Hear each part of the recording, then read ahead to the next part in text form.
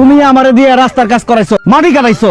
আমি যেহেতু মাটি কাটছি সেহেতু তোমার হাড়ি পাতিল পরিষ্কার করতে হইব, জামা কাপড় পরিষ্কার করতে হইব। যাও। বশির, তুমি অন্যায় করছো, আমি সেটা শাস্তি দিচ্ছি। তুমি সেটা বাড়িতে টাইনা আনতেছো কেন? কাজের জায়গায় কাজ, সংসারের জায়গায় সংসার।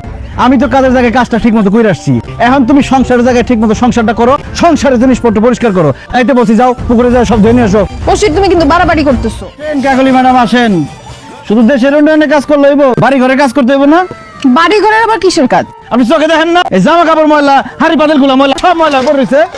ওমা, এই শার্টগুলো তো আমি কালকেই ধুয়ে দিলাম, আর থালাবাটিও তো সকালবেলা পরিষ্কার করে তারপর ইউনিয়ন পরিষদে গেলাম। এগুলো নোংরা হইলো কেমনে? ভালো করে পরিষ্কার করো না, এই জন্য ময়লা হয়েছে। কাজ করার সময় মন কই থাকে? ইউনিয়ন পরিষদে গিয়ে পড়ে থাকে। যাও এখন গিয়ে সব পরিষ্কার করে নিয়ে আসো। আমি ইউনিয়ন পরিষদে আজকে অনেক কাজ করছি, রাস্তাঘাট ভিজিটে গেছি, আমার শরীর অনেক টায়ার্ড। আমি এগুলো এখন ধুইতে পারবো না।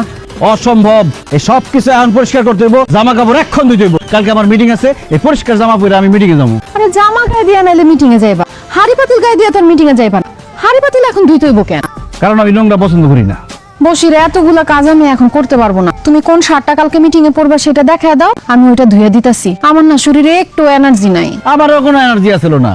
তুমি আমারে দিয়ে রাস্তার কাজ করাইছো, মাটি কাটাইছো। আমি যেহেতু মাটি কাটছি সেহেতু তোমার হাড়ি পাতিল পরিষ্কার করতে হইব, জামা কাপড় পরিষ্কার করতে হইব। যাও। দেখো বসির, তুমি অন্যায় করছো, আমি সেটা শাস্তি দিচ্ছি। তুমি সেটা বাড়িতে টাইনা আনতেছো কেন? কাজের জায়গায় কাজ, সংসারের জায়গায় সংসার। এই তো লাইনে আসছো। আমি তো কাজের জায়গায় কাজটা ঠিক মতো করে আসছি, এখন তুমি সংসারের জায়গায় ঠিক মতো সংসারটা করো, সংসারের জিনিসপত্র পরিষ্কার করো। যাইতে বলছি, যাও পুকুরে যাও, সব ধুয়ে নিয়ে আসো। বসির, তুমি কিন্তু বাড়াবাড়ি করতেছো।